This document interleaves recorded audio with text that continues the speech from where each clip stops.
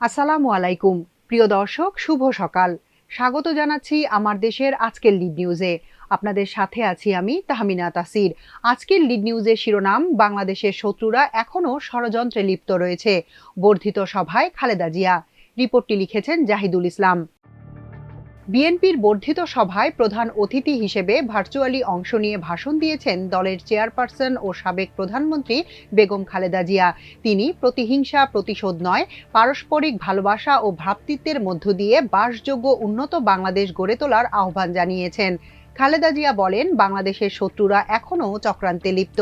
তিনি তাদের সে চক্রান্ত ব্যর্থ করে দিতে ইস্পাত কঠিন ঐক্য গড়ে তোলার উপর জোর দিয়ে বলেন, গণতান্ত্রিক বাংলাদেশ বিনির্মাণে একযোগে কাজ করুন। তিনি ন্যূনতম সংস্কার সম্পূর্ণ করে দ্রুত নির্বাচন অনুষ্ঠানের আহ্বান জানান।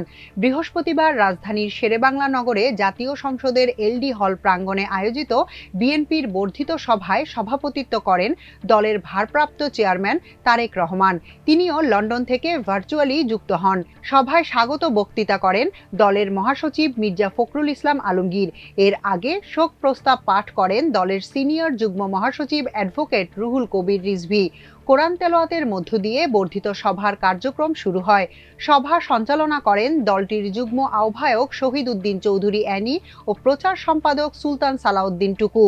পাশাপাশি অনুষ্ঠানে বিএনপির প্রতিষ্ঠা থেকে শুরু করে ছাত্র জনতার বিপ্লব পর্যন্ত দলের কার্যক্রমের উপর তৈরি করা প্রথম বাংলাদেশ আমার শেষ বাংলাদেশ শীর্ষক প্রামাণ্যচিত্র প্রদর্শন করা হয়। দীর্ঘ ৭ বছর পর বিএনপির বর্ধিত সভাটি হয়।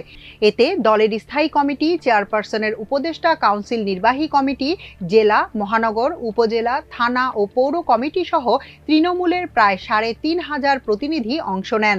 ছিলেন দলের ১১টি অঙ্গ ও সহযোগী সংগঠনের সভাপতি, সাধারণ সম্পাদকগণ এবং ২০১৮ সালের সংসদ নির্বাচনে দলীয় প্রার্থী এবং মনোনয়ন ইচ্ছুক প্রার্থীরাও। বর্ধিত সভা উপলক্ষে সংসদ ভবনের সভাস্থল ও আশপাশে বিএনপির ৩১ দফা সংস্কার কর্মসূচি এবং শহীদ জিয়া ও খালেদা জিয়ার উক্তির ফেস্টুন শোভা পায়। বর্ধিত সভায় সারা দেশ থেকে আগত দলীয় নেতাদের উদ্দেশ্যে খালেদা জিয়া প্রধান অতিথির বক্তৃতা দেওয়ার জন্য ভার্চুয়ালি যুক্ত হলে স্থায়ী কমিটির সদস্যসহ প্রতিনিধিরা দাঁড়িয়ে তাকে সম্মান জানান। খালেদা জিয়া উন্নত চিকিৎসার জন্য বর্তমানে লন্ডনে অবস্থান করছেন। লন্ডন ক্লিনিকে ১৭ দিন চিকিৎসা নেয়ার পর বর্তমানে তিনি বিএনপির ভারপ্রাপ্ত চেয়ারম্যান বড় ছেলে তারেক রহমানের কিংস্টনের বাসায় রয়েছেন। দীর্ঘ ফ্যাসিবাদী সংগ্রামে যারা শহীদ হয়েছেন এবং সম্প্রতি জুলাই আগস্টের ফ্যাসিবাদী শাসকদের নির্মম ও ভয়াবহ দমন নীতির কারণে গণহত্যায় যারা শহীদ হয়েছেন তাদের প্রতি শ্রদ্ধা এবং আহতদের প্রতি সমবেদনা জানান খালেদা জিয়া।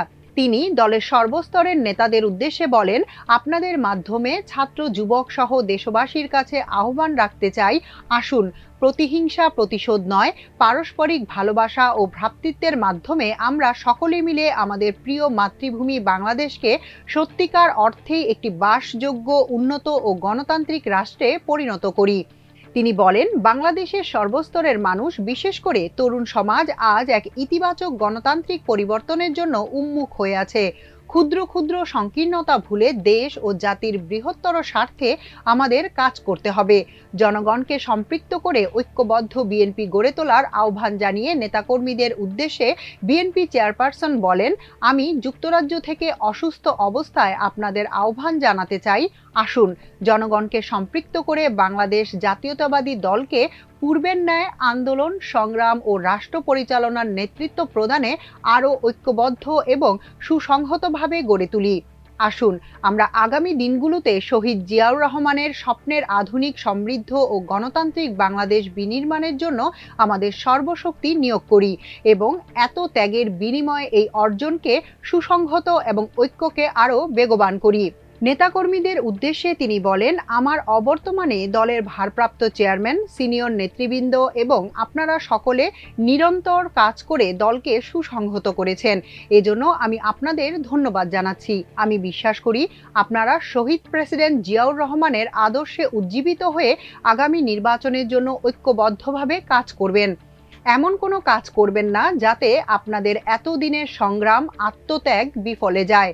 আমাদের সবসময় শহীদ প্রেসিডেন্ট জিয়াউর রহমানের সেই উক্তি মনে রাখা দরকার, ব্যক্তির চেয়ে দল বড়, দলের চেয়ে দেশ।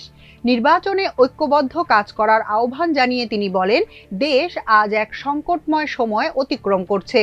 আপনাদের এবং ছাত্রদের সমন্বিত আন্দোলনের ফলে ফ্যাসিস্ট শাসকরা বিদায় নিয়েছে। একটা অন্তর্বর্তীকালীন সরকার প্রতিষ্ঠিত হয়েছে। তাদের কাছে জনগণের প্রত্যাশা রাষ্ট্র মেরামতের ন্যূনতম সংস্কার দ্রুত সম্পন্ন করে গণতান্ত্রিক ব্যবস্থায় ফিরে যাওয়ার জন্য সকলের কাছে একটা গ্রহণযোগ্য নির্বাচন সম্পন্ন করা। এখন স্থানীয় নির্বাচন হলে স্বৈরাচারের দোসররা পুনর্বাসিত হবে, বলেছেন তারেক রহমান। এর আগে বর্ধিত সভার সভাপতি দলটির ভারপ্রাপ্ত চেয়ারম্যান তারেক রহমান বক্তব্য রাখেন। তারেক রহমান বিএনপির জন্মলগ্ন থেকে আজ পর্যন্ত গণতন্ত্র প্রতিষ্ঠায় এবং স্বৈরাচার বিরোধী ধারাবাহিক আন্দোলনে শহীদ, আহত হয়েছেন এবং যাদের জন্য বিএনপি আজ জনগণের বিশ্বস্ত দলে পরিণত হয়েছে তাদের স্মরণ করেন। এছাড়াও তিনি স্মরণ করেন 1971 সালের মহান মুক্তিযুদ্ধের লাখো শহীদ, দেশে গণতন্ত্র ও মানবাধিকার প্রতিষ্ঠার দীর্ঘ ধারাবাহিক সংগ্রামে যারা শহীদ হয়েছেন এবং 2024 সালের জুলাই আগস্টে তাবেদার অপশক্তির বিরুদ্ধে দলমত নির্বিশেষে স্বাধীনতা রক্ষার যুদ্ধের সাহসী বীর আবু সাঈদ, মুগ্ধ, ওয়াসিম, রিয়া গোপ, আব্দুল আহাদ এবং বিএনপির 5 শতাধিক সহ হাজারো শহীদ এবং আহত যোদ্ধাদের। বিএনপির ভারপ্রাপ্ত চেয়ারম্যান বলেন, গণতন্ত্রকামী জনগণ মনে করে স্থানীয় নির্বাচন অনুষ্ঠিত হলে সেটি হবে সারা দেশে পলাতক স্বৈরাচারের দোসরদের পুনর্বাসনের একটি প্রক্রিয়া, যা সরাসরি গণ অভ্যুত্থানের আকাঙ্ক্ষা বিরোধী। গণহত্যাকারী, টাকা পাচারকারী, দুর্নীতিবাজ, মাফিয়া চক্রকে পুনর্বাসন প্রক্রিয়ার এই ফাঁদে বিএনপি পা দেবে না।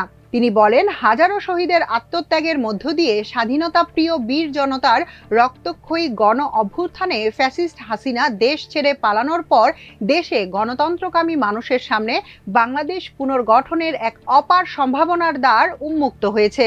এই সুযোগ এবং সম্ভাবনা নস্যাৎ করার জন্য এরই মধ্যে নানা রকম ষড়যন্ত্র শুরু হয়েছে। সুকৌশলে রক্তপিচ্ছিল রাজপথে গড়ে ওঠা জাতীয় ঐক্য এবং জাতীয় নির্বাচনের পরিবেশ বিনষ্টের অপচেষ্টা চলছে।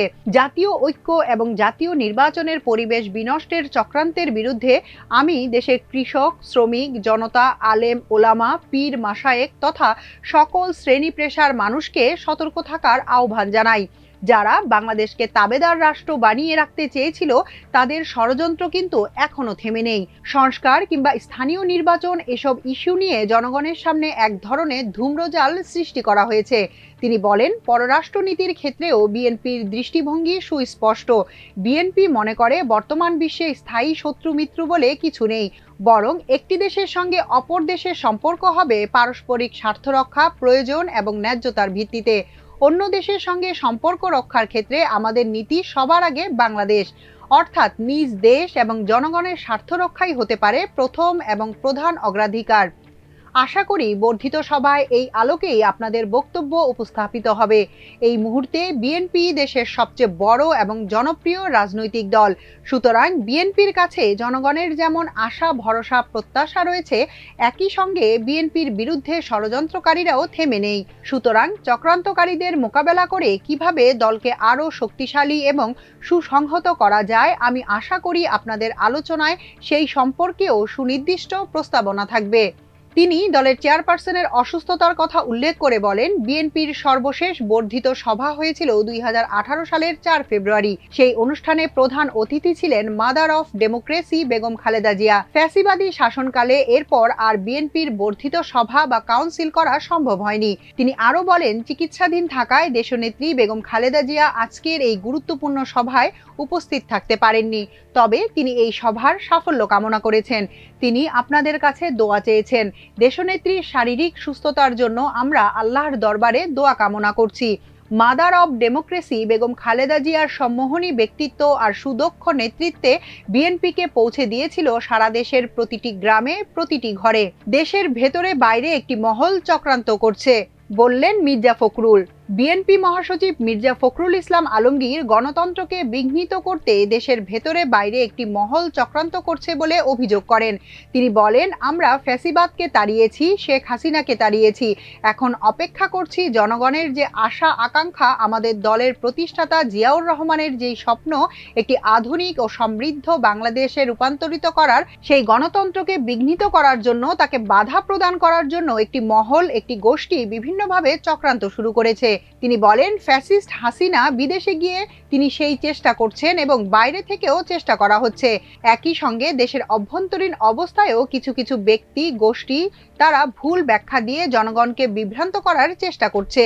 মির্জা ফখরুল 5 আগস্টের পট পরিবর্তনের পর ভোটাধিকার ফিরিয়ে দেওয়ার মানুষের আশা আকাঙ্ক্ষার কথা উল্লেখ করে বলেন, কিন্তু আমরা দুঃখের সঙ্গে দেখছি এখনো পর্যন্ত সেই লক্ষ্যে আমরা সুস্পষ্ট কোনো নির্দেশনা পাচ্ছি না। গণতন্ত্র ফেরার আন্দোলনে দলের চেয়ারপারসন খালেদা জিয়ার আপোষহীন নেতৃত্ব এবং ভারপ্রাপ্ত চেয়ারম্যান তারেক রহমানের নিরন্তরভাবে কাজ করার বিষয়টি তুলে ধরে ফ্যাসিস্ট আন্দোলনে সফল হওয়ার কথা তুলে ধরেন বিএনপি মহাসচিব। এখনকার মতো এ পর্যন্তই। প্রিয় দর্শক, সবাই ভালো থাকুন, সুস্থ থাকুন, থাকুন আমার দেশের সঙ্গে। চ্যানেলটি ভালো লাগলে সাবস্ক্রাইব করুন, লাইক, শেয়ার ও ফলো করুন আমাদের ফেসবুক পেজ। আল্লাহ হাফেজ।